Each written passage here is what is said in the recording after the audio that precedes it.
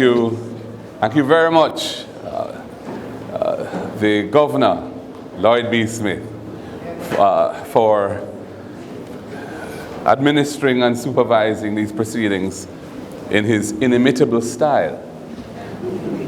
Most Honorable P.J. Patterson, former Prime Minister, former party leader. We say, P.J., yes.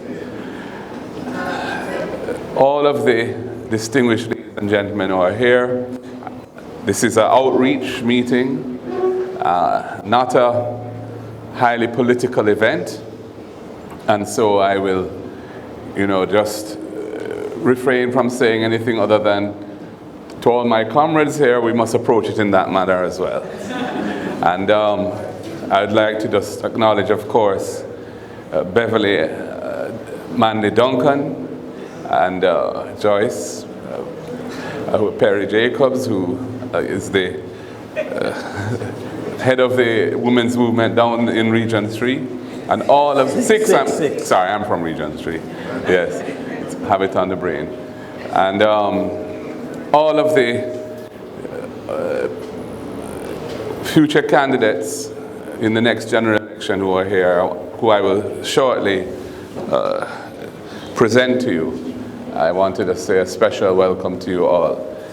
And I want to thank Clayton and his team for having put on this symposium, and for those who have contributed to its success, and Mr. Morgan for making this venue available, and for everyone who has come out. And many people have come out. The room is jam-packed, and that is a heartwarming reality for me. Yeah.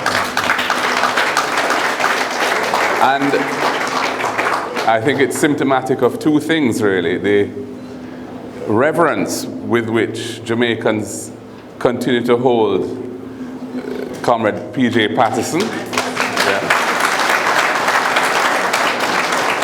A reverence which he has demonstrated yet again is well deserved, because he has delivered a tour de force this evening.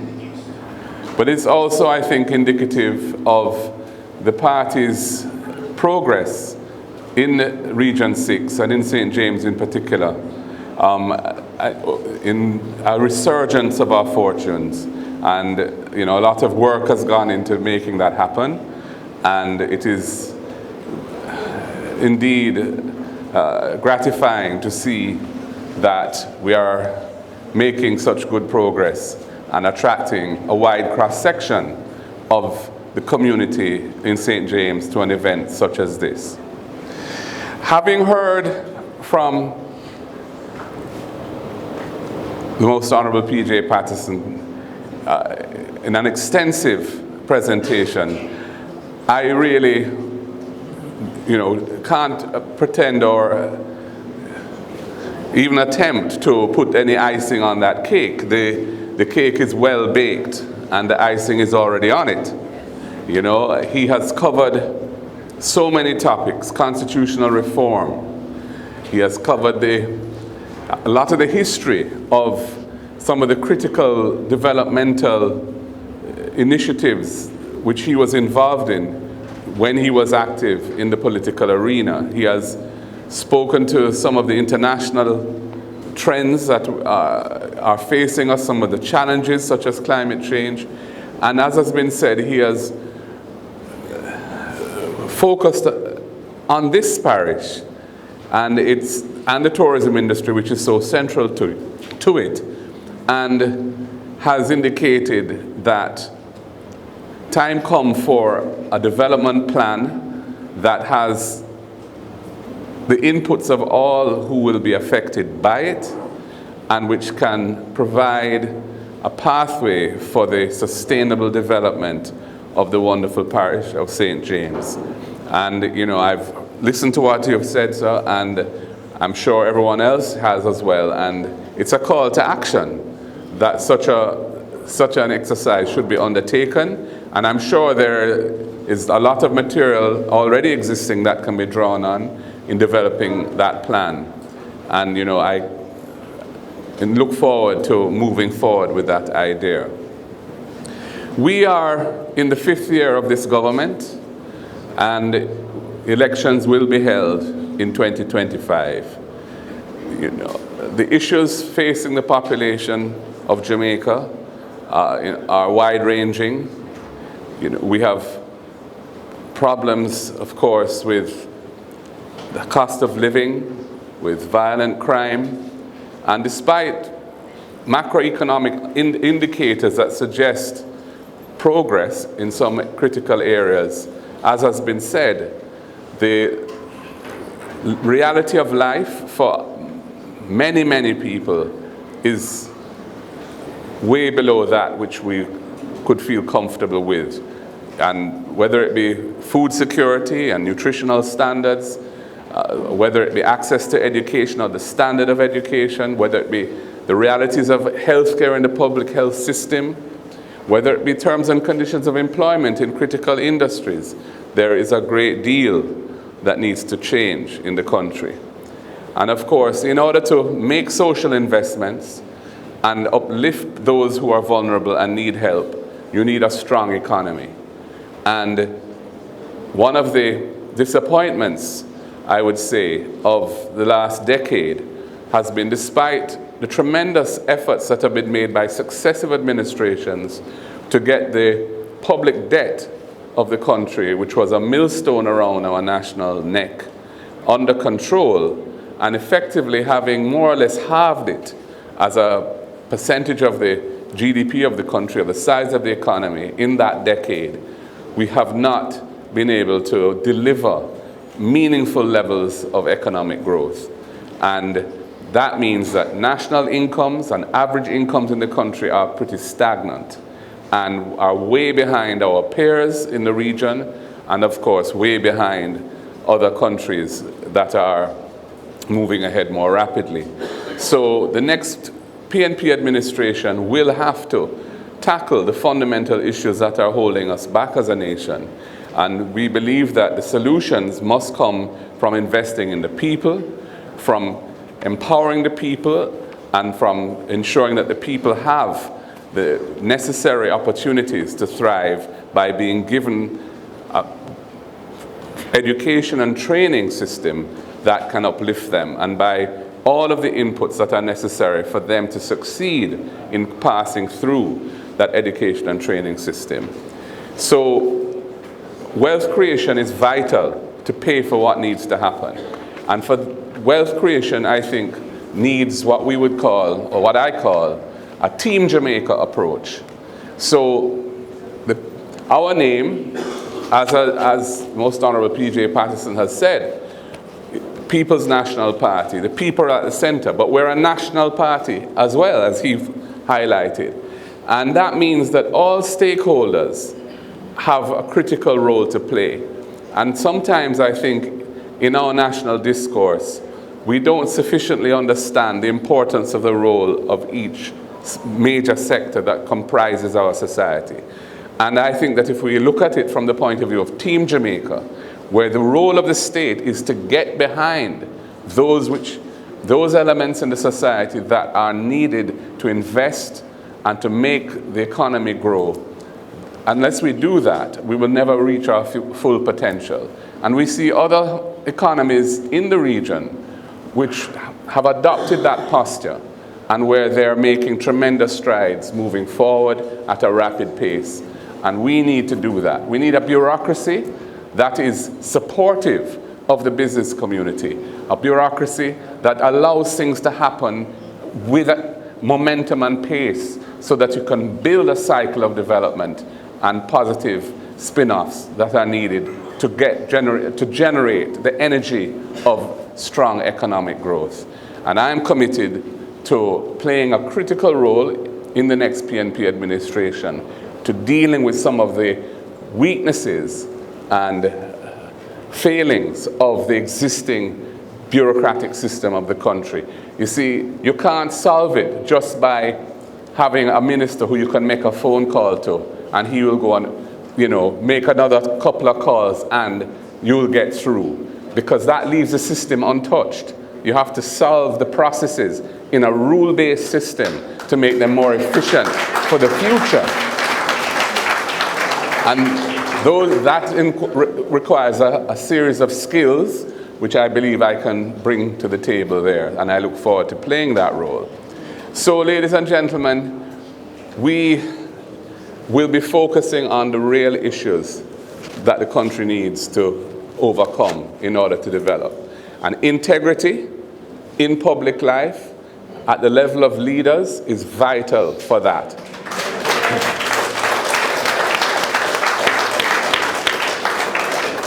The people must have trust and confidence that the persons who they elect to be the custodians of public resources, of taxpayers' money, and the systems that are employed in investing taxpayers' money and spending it are above reproach and are being utilized entirely and solely for the benefit of the people as a whole. And that has to be the ethos with which we approach public life and our role as political leaders. And I think absent that, we will never move forward as a nation, because we will not be pulling in a common direction. And that is an issue which I intend to pursue relentlessly when I become the leader of this country.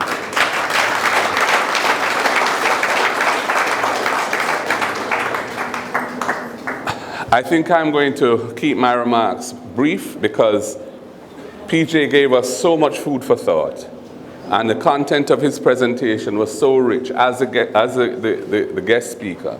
I don't want to in any way attempt to provide another body of ideas to compete in any respect with the tremendous offering that he has provided, because it is necessary, I think, for us to cogitate, to think, and absorb some of what he was saying, all of what he was saying, because it was so fundamental to who we are as a people and where we are as a nation, where we're coming from and where we're going, consistent with the theme of the gathering, learning from history to navigate tomorrow. So my remarks, I think I will bring to a close, but I will now seek to play the other role that I have been asked to play, and that is to introduce our candidates. And I must tell you, it gives me great pleasure to do so, because we have been blessed with a very fine collection of young Jamaican emerging political leaders for St. James. We have 3 ladies and 2 men, and we're proud of that fact as well. And 4, I think, out of the 5 are first-time candidates, and 1 is a second-time candidate. And I will now go through them, and starting with in the East Central St. James, we have Rochelle Reed-Knott. Rochelle, come and join me, please.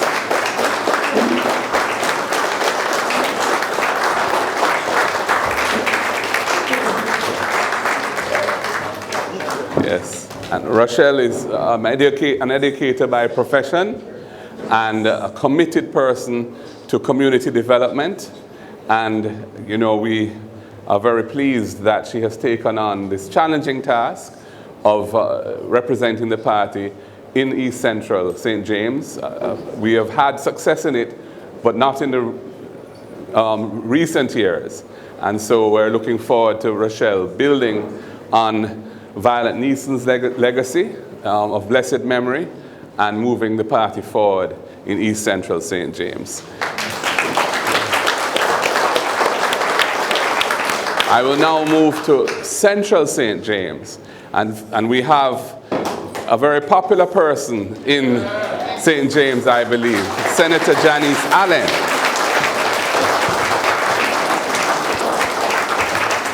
And Janice, of course, is a tourism professional. She's somebody who has a great deal of experience in that industry, and she has brought a tremendous energy since taking on the daunting task of representing Central St. James. Lloyd B., you have been there I believe, and have won it for the People's National Party in 2011.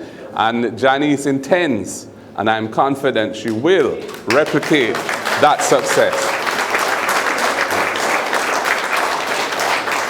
And then I will move to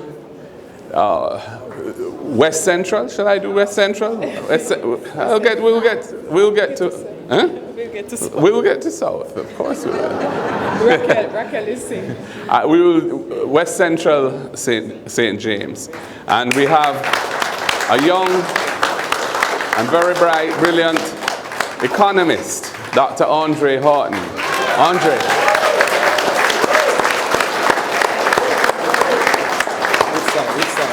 You can go right in. And Andre was a superstar as a student and a very popular lecturer at the University of the West Indies, and somebody who brings a deep understanding of economics, of markets, of the laws that govern how the economy works, and is seeking now to apply those in practical ways for the people of West Central St. James, and in due course for Jamaica as a whole. I move to Northwest St. James.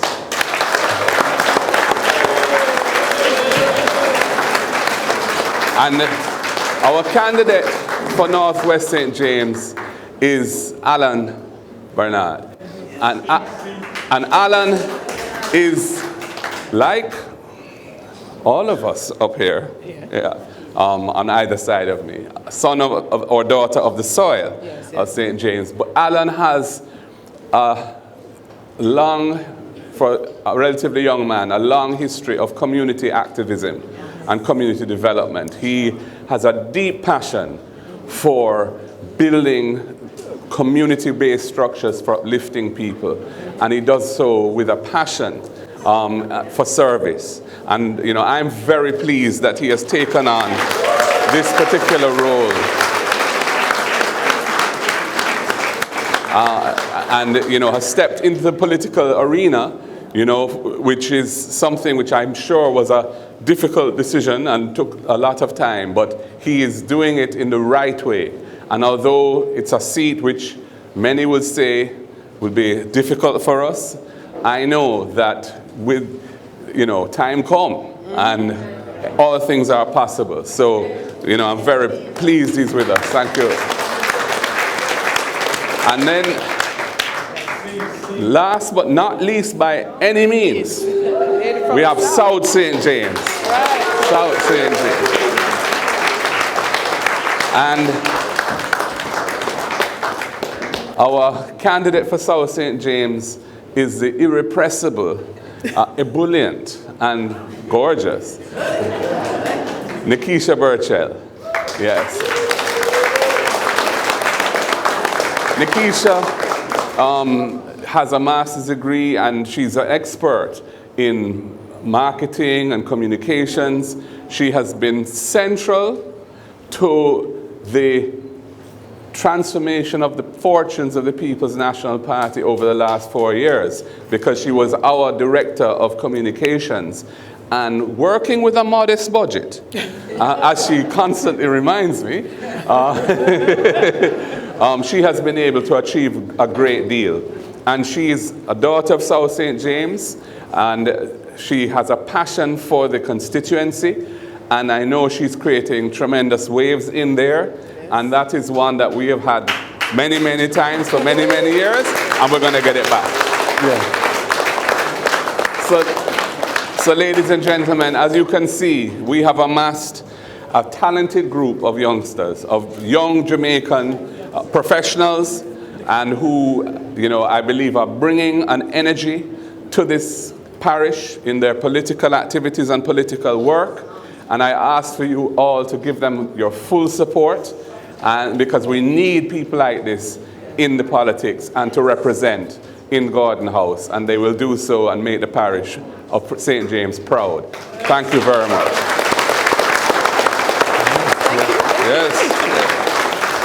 Yes. That's it. Yes, man. Yes, Rochelle. Yeah. Sir Alan, respect. So, Lloyd B., I think that brings my brief intervention to a close. Yes, sir. And I will hand back to the governor so that he can govern. Yeah, indeed. Yes. Okay, ladies and gentlemen, it has been quite a long evening. Chairman of the Commission, Mr. Andre Hilton. Chairman of the Outreach Commission, Mr. Andre Hilton. Just give brief remarks. Brief outro. Chairman, Mr. Hilton. Okay, I'm just being briefed here that we are going to be asking the chairman of the Outreach Commission, Mr. Andre Hilton, where is he, to give some remarks. Brevity is the soul of wit. Thank you very much, Governor. And let me, first of all, thank Comrade Patterson and our party leader for their delivery. Coming out of this, I'd like to, first of all, thank the committee for the outreach in Region 6. Janice, I don't know all the names, Nicole, headed by, of course, Clayton Morgan, who has put on an excellent event this evening.